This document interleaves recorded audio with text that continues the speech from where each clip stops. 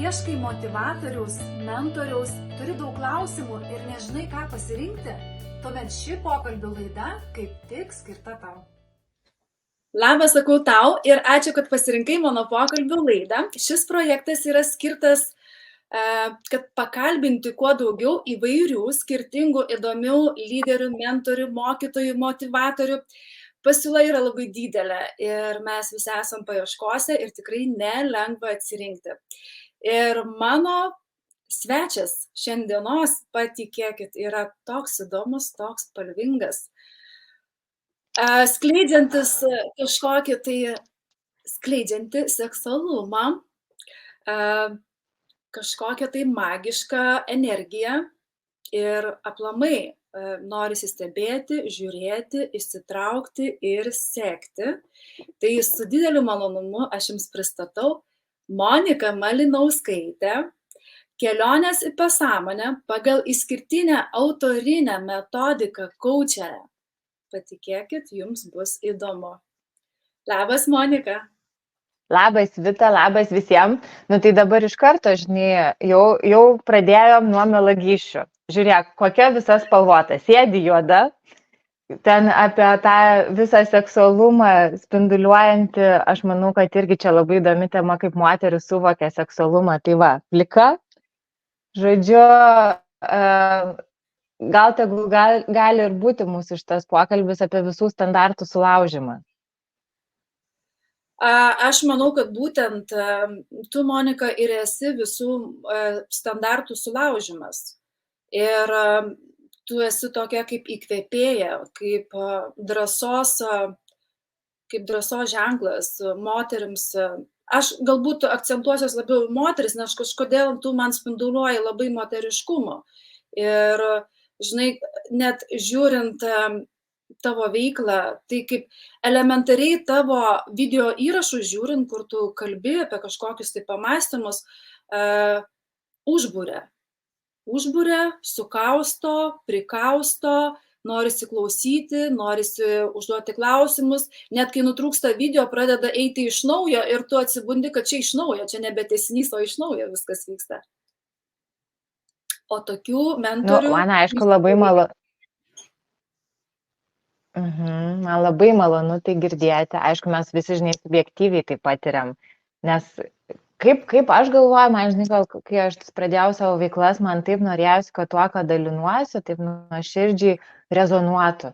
Ir aš tokia, gigantiškai, kad visiems rezonuotų. Ir tada aš supratau, kad mes visi tokie skirtingi. Tai va, tau kažkaip mano energija atliepia. Kitam gal visai ne. Todėl man ir labai gražus tavo projektas, kad tarsi galimybė pasimatuoti ir metodiką, ir tą žmogų, jo tą dažnį. Nes tikrai ne visiems, žinok, aš būsiu užburianti ir ne visiems net ir reikia to tokio triggerio. Čia labai, tuo ir faina, kad mes šitam pasauliu galim rinkti. Būtent, tikrai sutinku, bet Monika, gal gali atskleisti paslaptį. Turi labai tikrai didelę patirtį. Esi išbandžiusi daug labai sričių, specialybių, esi apkeliavusi, kaip suprantu, nemažai pasaulio, esi net gyvenusi 6 šalyse, kas yra neįtikėtina, bandžiau įsivaizduoti, kaip reikia priprasti, kiek reikia drąsos ir kiek turėti daug ryžto tam padaryti. Ir matau tavo veiklą ir bandžiau išstudijuoti, ką tu neši, ką tu duodi. Ir tada supratau, kad visas tas tavo metodas yra tas pats, ką ir kalba kiti kaučeriai, tai yra ėjimas į pasąmonę, ar ne, sugrįžimas į vaikystę, kažkokiu kompleksu, pašalinimas, bet tu tai darai per savo sukauptą patirtį. Todėl būtent tavo išskirtinis metodas ir yra. Aišku, dar dėl to, kad tavo metodas yra per dailę, per kūrybą. Tu labai daug skiri dėmesio kūrybai. Ar gali truputėlį papasakoti, kaip tu atsidūrei tame kelyje? Kodėl tu pradėjai tą veiklą? Kodėl tu pradėjai dalinti savo patirtim? Ir kaip įvyko tas metodas? Kaip susikūrė tas metodas? Žinai, aš labai tikiuosi, kad šitas metodas yra vis dar procese ir jisai kūrėsi. Taip, aš pati turėjau tokį įsivaizdavimą, kad vieną kartą ten susitvarkai gerai tą gyvenimą, nu ir tada jau jį gyveni. Ir kad problemas kažkaip išsprendi ir viskas. Ir jau tada eini šventę švęsti. Bet pats gyvenimas yra procesas, tai todėl viskas keičiasi ir tas metodas aš vis ieškau, o kas dabar atliepia, kas šiandien, kas man pačiai. Aš, pavyzdžiui, dabar kuriu meditacijų, tokius vizualizacijų, tiksliau įrašus audio. Ir aš juos pirmiausia susikuriu sau kažkuriom dienom, tai, kuri ten savimi abejoja, eina per stiprius transformacijos procesus, tai, kuriai baisu irgi būna kraustytis, ten į kažkokį labai intimų santykį atvirai, tai atsiverti, pristatyti savo kūrybą aplinkai. Tai aš viską, ką darau, matuojuosi per save ir todėl dalinuosi tik tuo, kas man suveikia. Ir tai, ką aš sukaupiu keliaudama iš kitų nuostabių mokytojų, praktikų, aš iš vis galvoju, kad viskas, nieko čia originalaus, viskas yra apie tą patį, visos tos metodikos ir praktikos. Mane labiausiai domina tos, kurios truputį nutolę nuo kažkokios tradicijos yra ir labiau kviečia, suteikia tokius sąlygas ir įrankių žmogui nueiti į savo vidų. Kaip užmegzti tą kokybišką dialogą su savimi. Nes mums labai norisi, man norėdavosi ir dar kartais ir dabar norisi, kad man kažkas pasakytų, nu tai kaip čia daryti, tai koks čia tas teisingas atsakymas. Bet yra žmonių, kurie pajaučia ir gali mus pakreipti kažkokia linkme, bet jau kas bus, kai iškils kitas klausimas. Tada mes tokiais apsikraunam ramentais. Ir tada atrodo, kad vėl dar kažko tai reikia. Todėl čia ir buvo pirminis toksai impulsas, kadangi aš visą gyvenimą pati ieškojau tų atsakymų, mano tokia natūra, jinai labai smalsi, kūrybiška. Aš nuo 15 metų kažkaip ir filosofiją buvau linkusi ir tą pasaulio tyrinėjimą. Paskui buvo įvairiausių etapų, kadangi turiu daug energijos, tai, pavyzdžiui, aš susidūriau su, kad pas tokie kraštutinumai. Arba aš ten visai medituoju, nueinu į tokias dvasinės praktikas, arba rock'n'rollas, vakarėliai ir tada jau visai kita paveikslėlio pusė. Ir kažkur tik tai gal prieš 5-7 metus tai pradėjo po truputį stabilizuotis ir tie visi įrankiai, bet tie visi metai buvo labai reikalingi tų kraštutinumų. Kad aš visas polio pusės pasižiūrėčiau, ir dar aš jų visų net neištyrinėjau, ir žiūrėčiau, kas veikia, kai aš esu tokioj būsenai, o kas veikia, kai aš esu tokioj. Pati dailės terapija, jinai pas mane tokia netaisyklinga yra, nes klasikinė dailės terapija yra psichoterapijos atšaka. Tai ta sesija tuo tradiciniu būdu atrodo, tu ateini pas terapeutą, atsisėdi prie, sakykime, stalo, tau padeda popieriaus lapą, yra kažkoks pokalbis ir tu pieši. Tai yra žmonių, kuriem tai fantastiškai tinka, nes tiesiog atrodo, kad ir nežinai, ką ten piešti, bet pasąmonė pradeda tai simboliais, per judesį, per kažkokią formą kalbėti, bet yra žmonių, kuriem visai tai netinka, nes jie nemėgsta piešti, jie nelabai vizualinį matymą turi. Ir pabaigusi savo mokslus dailės terapijos, aš supratau, kad bet aš tai noriu šitą metodą padaryti universalesnį.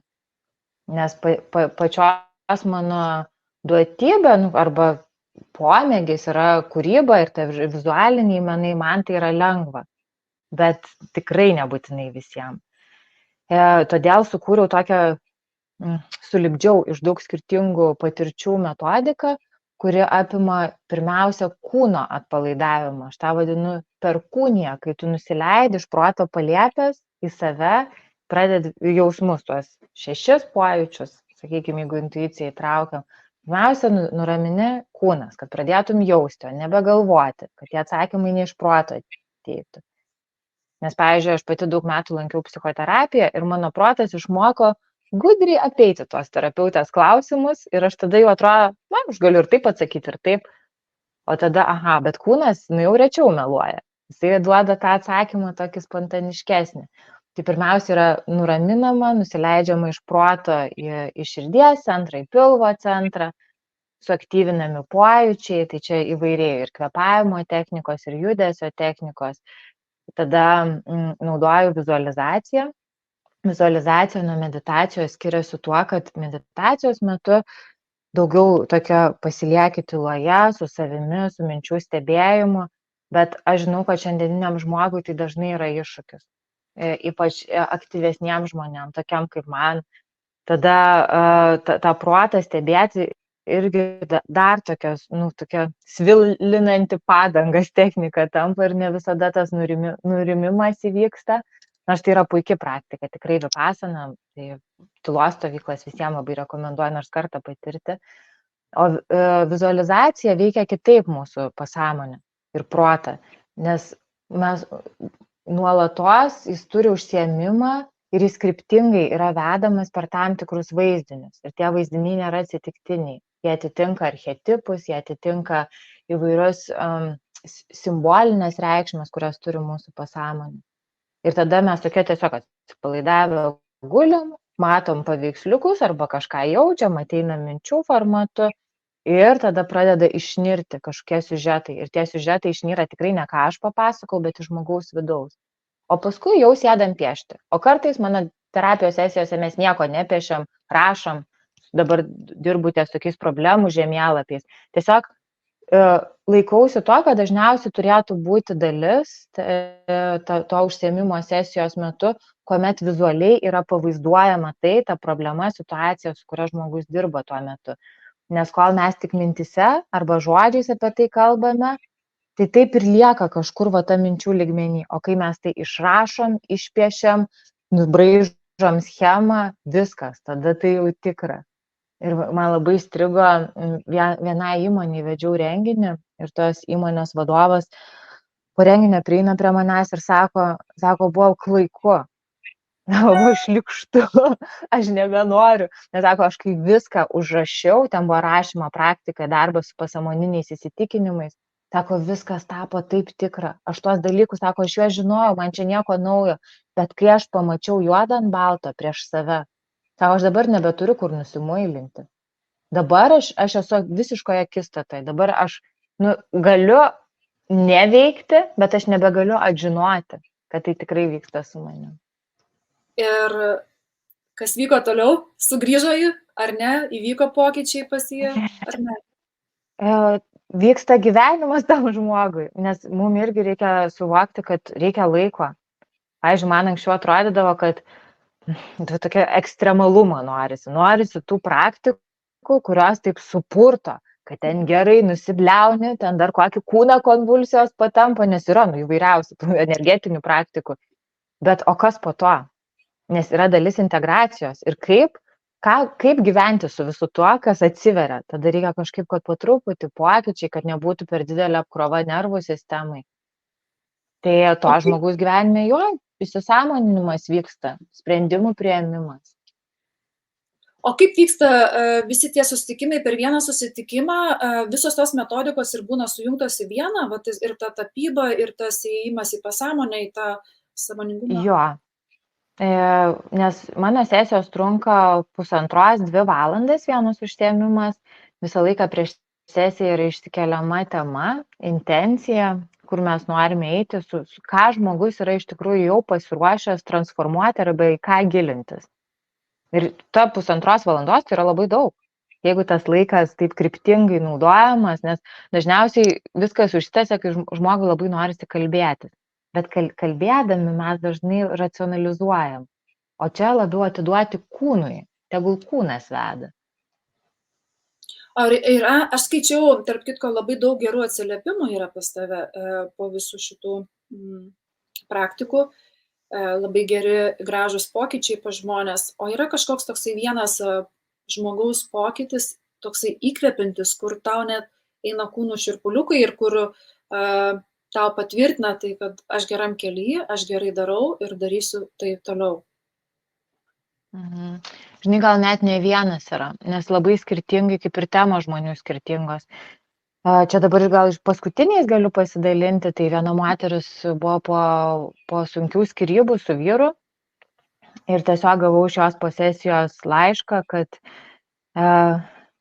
įvyko ta akistata su realybė ir iš tikrųjų mes dar kalbėjome apie tai, kad paprašyti visatos ženklų, nes tiesiog atsiveria, o ta visata tai gyvenimas, kad leisti gyvenimui šnekėti ir kad parodytų, kur kreipia ir tą vyrą, kuriuo ten taip buvo sunku jį paleisti, kuo taip sunkiai skiriasi, išvažiavo į laukinį paplūdimį ir vidury niekur sutiko įeinantį jau su kita moterim.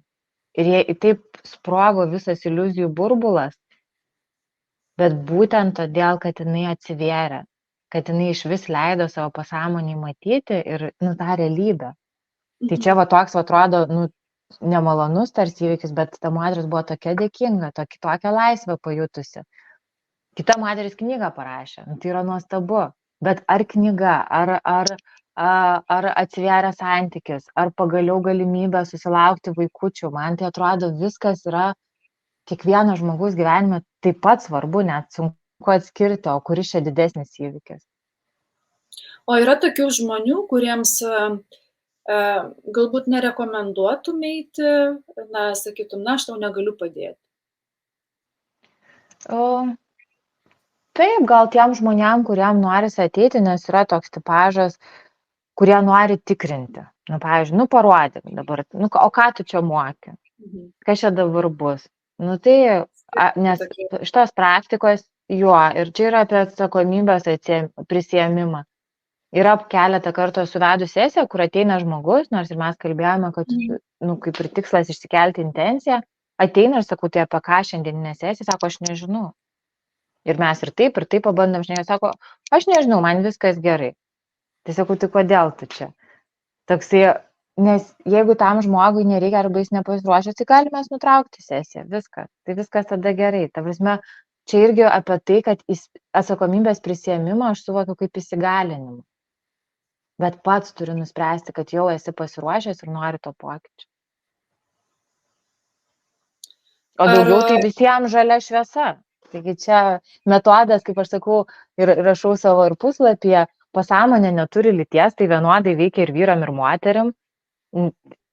Net nėra, ar tau reikia mėgti piešti ar nemėgti, nes tie, kas ten menininkai ateina į sesijas, jiem yra kiti iššūkiai. Jiem reikia paleisti tai, kad tai yra jų įrankis. Nes tas piešimas tai yra neestetinis, jis visai ne apie grožinę salionę pakabinti, o jis yra apie energijos išveikimą, įsisąmoninimą, vidinių dialogų ir kažkokių tai procesų vykstančių.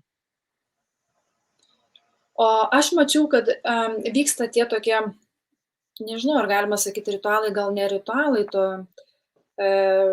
susitikimai, kur tikrai atrodo taip, bandžiau įstatyti pati save, kur, pavyzdžiui, kalbėjom prieš video įrašą, kad mačiau ant žemės padėtas baltas kailiukas, aplinkui pristatyta smilkalų berods, taip, gal yra gongai, ar ne, ar ten. Ir ta prasme, toksai kaip truputėlį magijos ten matosi. Ir aš bandžiau įsivaizduoti, kaip aš reaguočiau, ar sugebėčiau atsipalaiduoti. Bandžiau įsivaizduoti mūsų susitikimą. Kaip visą tai atrodo, tu iš pradžių supažindini, kas bus daroma, turbūt įsiaiškini, ko žmogus nori, kodėl jis nori tavo kaučinimo, tuomet papasakoju, kaip viskas įvyks, tuomet turbūt ateina, jis pamato tą vietą, tuomet bandot kažką tais ten, kad atsipalaiduotų tas žmogus, kaip visą tai vyksta, gali truputėlį trumpai nupasakoti. Čia, žinai, dabar ką papasakoji, tai čia yra toksai iliustruota, kaip veikia mūsų protas. Mūsų protui viską reikia taip žinoti. Aš vis dažniau gaunu žmonių žinučių, kad sako, aš tiesiog pajutau, kad aš noriu pas tave. Aš ten savo puslapyje esu aprašiusi, kaip detaliai, kaip vyksta sesija. Bet sako, aš net neskaičiau. Sako, aš tiesiog pajutau, kad man norisi, reikia. Tai jeigu mes online susitinkam, tai ta aplinka yra ta, kokią pats žmogus susikuria.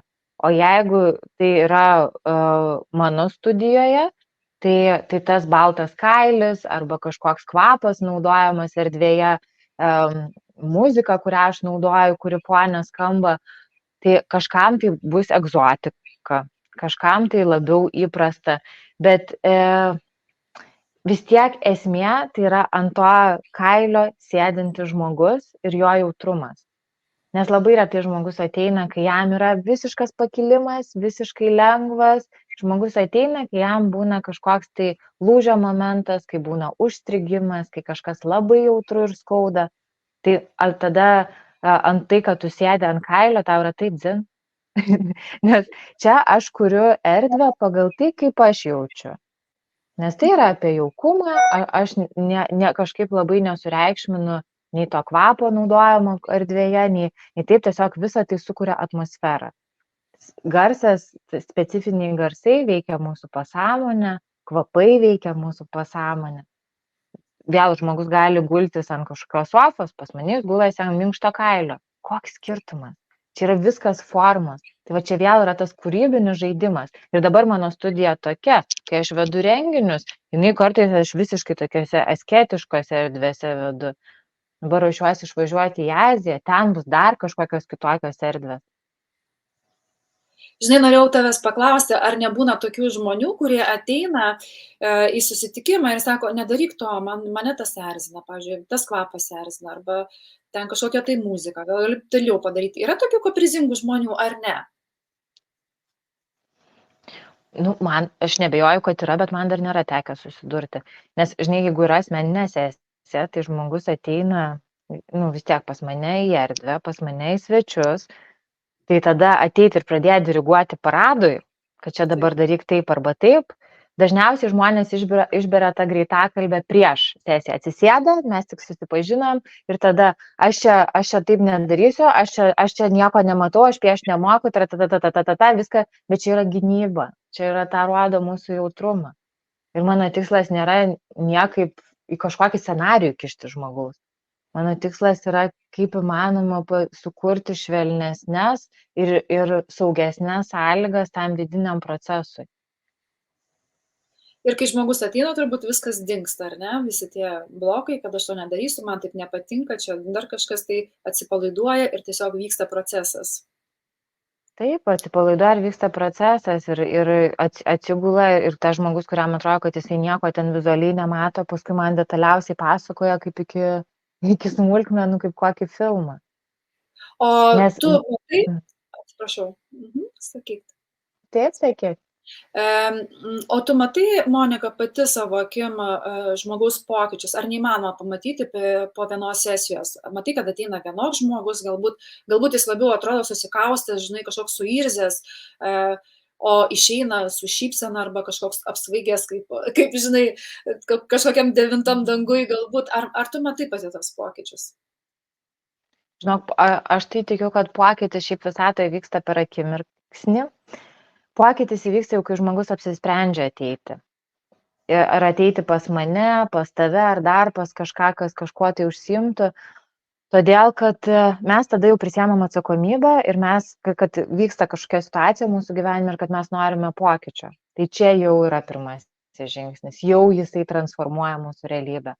O po sesijų tai žinoma, kad keičiasi, nes žmogus ateina kažkokiam įjautrintoje situacijoje ir jisai pamato kitą požiūrio kampą, jis pamato, kaip šlagbaumas pakeliam. Ir tą šlagbaumą pakeliu tai ne aš. O čia ir yra visa galia ir iš ko tas atsiranda wow efektas ir kaifas, nes žmogus randa būdus pats pakelti, pats savo savimi, savo visą patirtimi, išmintimi pasinaudoti.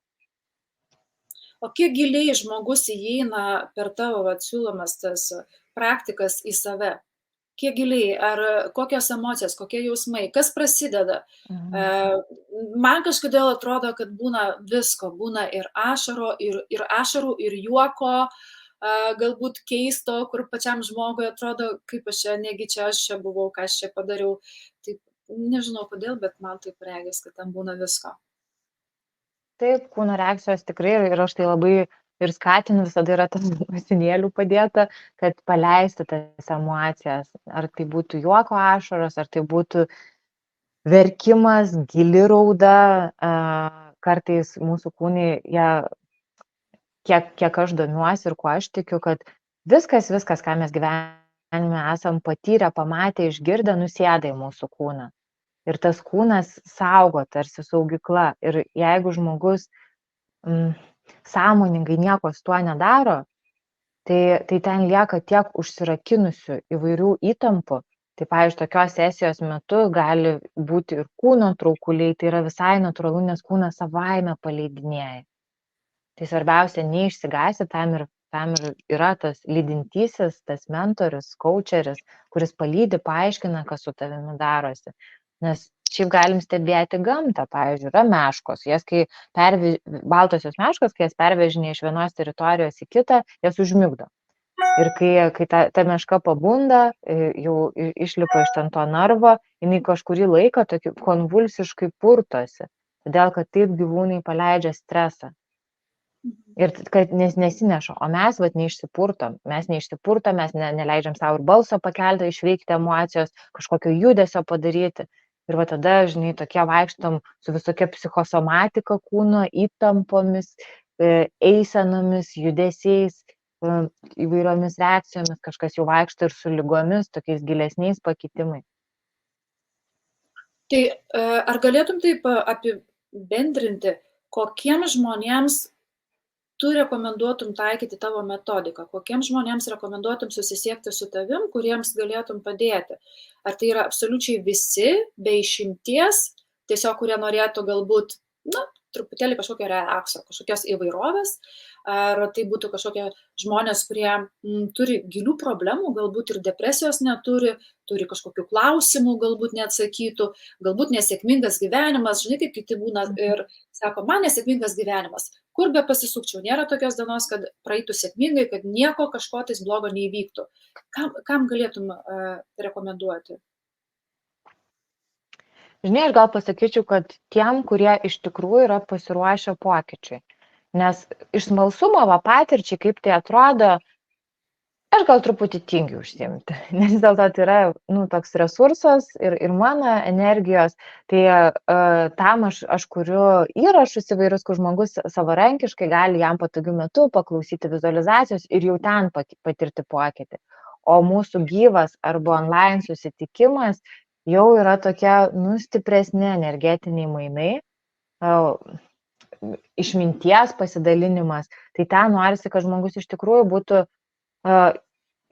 pripažinęs savo, su kokioje jis yra situacijoje ir kad jis nori keistis. Nes aš nieko už jį nepadarysiu.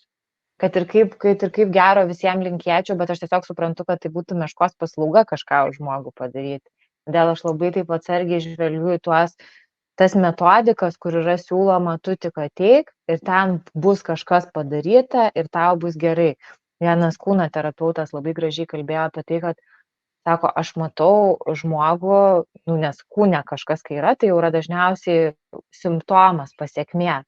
Sako, aš matau, pavyzdžiui, jam skauda ranką. Bet sako, aš negaliu be žmogaus leidimo nuimti tos rankos skausmą, nes aš, sako, tada užduodu klausimą, o ką tu darysi kitaip, jeigu tau dings šitas skausmas? Sako, jeigu žmogus atsako, kad nieko aš nekeisiu savo gyvenime, jis sako, aš negaliu nuimti to skausmo, nes jisai tarnauja, jis rodo, kad kažką reikia keisti.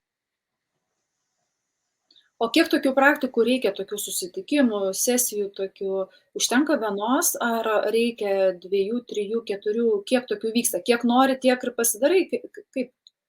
Taip, ir čia nereikia net iš anksto apsispręsti. Kartais yra viena sesija, kartais praeina kažkiek laiko jų daugiau, kartais iš karto pirmą sesiją pasimato toks žemėlapis ir pats žmogus suvokia, kad tokie, aš noriu eiti gilyn, aš noriu užfiksuoti tą pokytį. Dažniausiai ta tema, dar kartais būna, kad ta tema, su kuria ateina žmogus, yra tik aisbergo viršūnėlė, o ten dar kiek apačioj visko ir kad iš tikrųjų mums reikia pradėti žiūrėti nuo tos pačios apačios, kad atsekti tą grandinėlę. Bet visaip, aš tai manau, kad šiaip mums nieko nereikia. Mes patys viską turim savyje. Tai kažkam tai tiesiog užtenka tos vienos sesijos, kad įsižiebia tas tikėjimas, kad aš pats galiu. Kitam jis nors ir pats viską gali, bet tiesiog ten tokie gilūs procesai, kad norisi su palyda eiti, su tą pasąmonę šnekėtis. Tai labai įvairiai. Ir man, žinai, dar įdomu, o kaip kreipiasi, pavyzdžiui, kaip sakai, įmoniai darai renginį, ar ne? Irgi darai tą susitikimą. O su kokiu tikslu jie kreipiasi? Jie nori visam savo kolektyvui pagerinti gyvenimą, praskaidrinti dienas? Kokiu tikslu? Dažniausiai įmonės tai nori to vadinamo team buildingo, bet jo kitokio. Ne per vakarėlio formatą, ne per tą tokį hi-hi-ha-ha, kas irgi yra labai faina, bet kodėl mums reikia rinktis vieną, mes galim derinti viską. Bet norisi tokio gilesnio sukurti tokią intimesnę atmosferą tarp darbuotojų, ypač jeigu tai yra mažesnis kolektyvas, nes tokių patyrimų metu, pavyzdžiui, per grupinę terapiją, tai tiek iškyla tavo vidaus, kad iš tikrųjų žmonės, kurie galbūt dirba vien kartu, kad ir 5 ar 10 metų, net nėra nusileidę, net nėra tiek pažinę. Supratau. Tai čia noras gilesniam, intimesniam patirtim iš tikrųjų suartinti darbuotojus, nes mes darbe praleidžiam tiek daug laiko. Ir kaip gražu pažinti vienas kitą, sugebėti geriau perskaityti, atliepti. Taip, tikrai taip. Tai, žodžiu, jeigu žmogus nori gyvenime pokyčio, ar ne, jeigu nori labiau pažinti save, galbūt atsakyti į kai kuriuos savo gyvenimo klausimus, tai yra tam pasiruošęs pamatyti save, atverti gal save savo, tai tada ir turėtų kreiptis, ar ne? Taip, ir dažnai vienas elementas, kad labai žmogus tas, kuris labai nori surasti įrankius, kaip kalbėti su savimi, kad nereikėtų nuolatos vis kreiptis pagalbos ar vis ieškoti kažko iš išorės. Nes kiekvieną kartą, kai iškyla kažkokia mini krizė, neskambinsi savo coach'ui ir nesakysiu, tai ką man dabar daryti, ar nemesi taro kortų kiekvieną kartą. Va čia apie tą gali, nes mes iš tikrųjų mes tokie išmintingi, mes savo viduje viską turim. Tik tai vat išmokti, kaip bendrauti ir kaip išpakuoti tą informaciją, kuri ateina iš mūsų pasąmonės. Labai įdomu, iš tikrųjų, aš sakau, žiūriu, kaip jaučiuosi taip, kaip būčiau tavo seanse kažkokiam tai. Ir, žinai, norėčiau dar paklausti, jeigu turėtum tokią galę, kad dabar sako tau, dabar sakyk garsiai ir tavo žodžiai pasieks viso pasaulio žmonės. Kiekvienas žmogus išgirs tave, tavo kiekvieną žodį. Ką tu norėtum pasakyti? Ar yra kažkokia žinutė, kurią norėtum paskleisti ir kad išgirstų kiekvienas? Labai, labai graži užduotis. Aš tai žinok, esu meilės ambasadorė. Tai aš sakyčiau, mylėkim labai drąsiai, nes patiko tokia perskaityta neseniai mintis, kad baimė mus aprengia, o meilė išrengia nuogai. Tai nebijoti to savo nuogumo, pirmiausia jį patiem prisijaukinti, tada drąsiai galėti jo pasidalinti su kitais. Mylėti ir tikėti.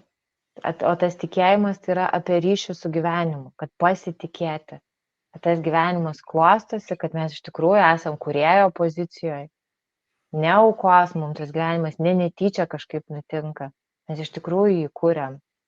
Ir tokio dėkingumo savo, kad savo ir savo praeities versijom, kad viskas, ką mes padarėm, kad ir kaip ten mums kartais atrodo neteisingai, bet tai buvo geriausia, kaip mes tą akimirką sugebėjom. Tokio susitaikymo, bet ir aistros į priekį ir susikurti taip, kaip noris.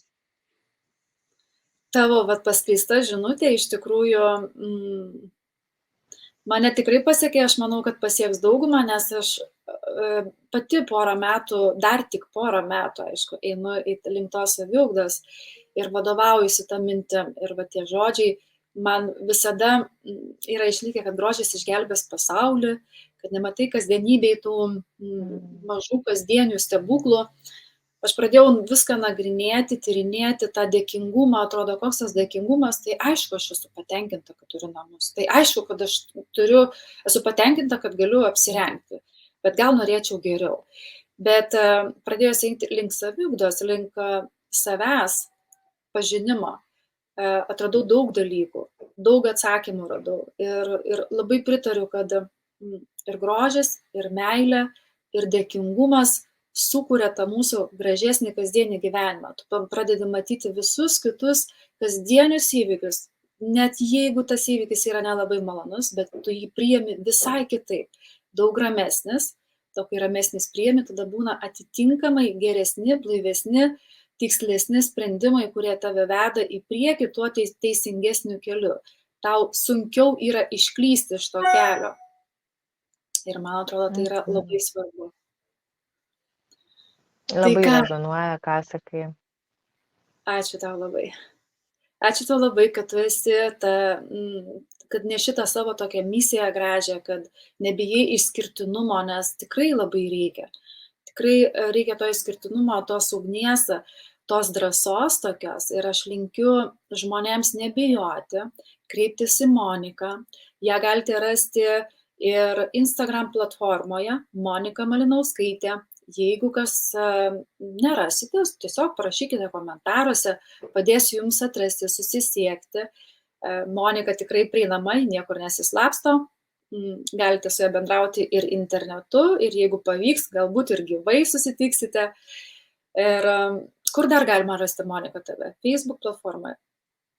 Kaip dar galima? Facebookas, Instagramas, taip, mano internetinis puslapis upemonika.com.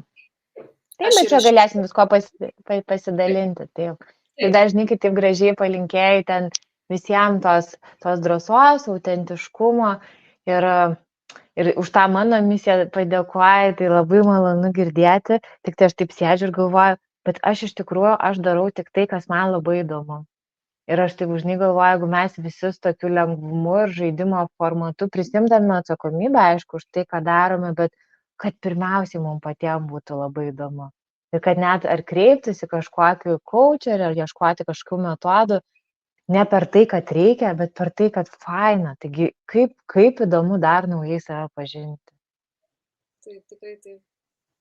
Nes iš tikrųjų, jeigu tu darai per tą, ką reikia, tai ir nėra atvirumo, nuoširdumo, nėra meilės tam, ką tu darai ir nelabai gerai dažniausiai gaunas. Darai ir nesupranti, kodėl nesigauna. Todėl, kad darai, galbūt tai yra madinga, galbūt kažkas patarė, bet ne man tai aktualu, ne man tai priimtina. Tai vat, taip, iš tikrųjų, labai svarbu daryti tai, kas tau tinka, patinka. Ir ačiū. Ir tam reikia drąsos. Va čia tai tikrai sutinku, nes yra lengviau daryti pagal kažkokį šabloną, nes ten tarsi yra pažadas, kad gal pasiseks. O čia va taip, va kaip pats jauti, tai niekas negali pažadėti, kaip čia bus. Bet bus įdomu. Bet žinai, man kaip, pavyzdžiui, pritrūksta drąsos kažkuriam tai apsisprendime arba ką noriu daryti ar nedaryti. Anksčiau galbūt būčiau tai padarius, kad nedarysiu. Čia turbūt man sako, kad nedaryk, mano vidus, tai reikia įsiklausyti.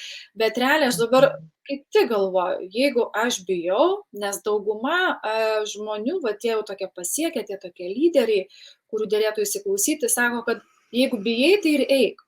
Jeigu nedrąsu, daryk. Paskui džiaugsies, didžiuosies savimi. Ir aš pastebėjau, jog tikrai tavo fortūna yra ten, kur tavo baimė. Nes mes turim kiekvieną susikūrę savo komforto zoną. Kad ir kokia ta komforto zona būtų, gal kitam atrodo, kad jokio čia komforto nėra, bet jeigu tu gyveni tame, tai reiškia, tai yra tavo komforto zona ir yra dažniausiai baisu ir pajudėti iš to, nes tau reikės kažką keisti, kažką kitaip daryti, kažką suvokti, mąstyti. Bet čia ir atsiranda ta baimė, aš taip galvoju, bet reikėtų tikrai nebijoti, susikaupti, susiimti, sakyti, aš pabandysiu. Nieko blogo nebus, tai bus dar viena mano pamoka, tai bus dar vienas pliusiukas mano gyvenime, kad aš išbandžiau, padaryti geriausia. Ir nepalikau pasimėgauti tuo procesu. Taip, nes mums taip įdomiai atrodo, kad nedarimas tai tarsi mus nuo kažko apsaugo. Nedarimas turi savo kainą lygiai taip pat kaip darimas. Ir aš bent jau ant savęs pastebėjau, kad yra daug sunkiau būti būsenose, kai nepriemi sprendimo, ten kažkaip, mes tiek kas sekundę turim priminėti sprendimus. Tai vis tiek jį reikės priimti. Ir vis tiek, ar tu nuspręsi daryti ar nedaryti, tai kažkaip atsilieps. Nėra, kad tu paspausi pauzės mygtuką. O čia yra veiksmo planeta. Taip. Bet žinai, vis dar yra daug žmonių, kurie sako, aš neturiu pasirinkimą. Ir dabar tu, kai tu pasakei, vis tiek turėsi daryti pasirinkimą, va būtent mes turim suvokti, kad ne, mes darom. Ir tas tavo pasirinkimas, kad nepriimti kažkokio tai sprendimo, irgi yra tavo pasirinkimas. Tu pasirinkai nieko nedaryti. Taip. Ir būtent tu pasirinkai. Ne tau nutiko, ne tave prispaudė aplinkybės, bet tu pasirinkai. Nes mes visada galim rinktis. Tik tai, va čia ir yra, žinai, apie atsakomybės prisėmimą, dėl to taip nepatogu tai girdėti. Ir kad Todėl dar tokia provokuojanti frazė, kad kurią savo pati taikau, ypač kai man ten kažkas labai nepatinka, aš savo primenu, kad aš esu ten, kur aš noriu būti. Tai vadinasi, visą šitą makalošę, kurioje aš dabar esu, tai aš ją susikūriau. Daug žingsnelių ir vadinasi, aš to norėjau. Ok, jeigu mano noras pasikeitė, aš darau kažką kito, bet ne man nutiko, aš pasirinkau tai. taip, būtent. Aišku, Ir čia viskas- labai jautri tema ir tokia gili, nes čia galėtume liesti ir visai kitokius dar aspektus. Karas, pavyzdžiui, tai kaip čia aš pasirinkau. Bet čia gal su kitais lektoriais apimsite. Taip, čia yra tikrai labai gili ir plati tema, galima kalbėti dieną, naktį. Aš sakau, norisi kartais ten su kokiais mentoriais, kad ir, pavyzdžiui, su tavim, Monika, tai bandžiau įsivaizduoti, kokioje aplinkoje norėčiau su tavim bendrauti, tai būtent turbūt kažkur prie židinio įsitaisyti šiltai, patogiai ir bendrauti. Tiesiog, be jokio skubėjimo, be jokių kažkokių minčių, kad man reikia kažką padaryti, atsisėsti ir gvildenti temą po temos, temą po temos. Nes tai, kas liečia žmogaus visą tą gyvenimą, tą kasdienybę, apsisprendimus, veiksmus, tai, kas įvyko, kas neįvyko, galima kalbėti labai labai daug ir labai toli nueiti.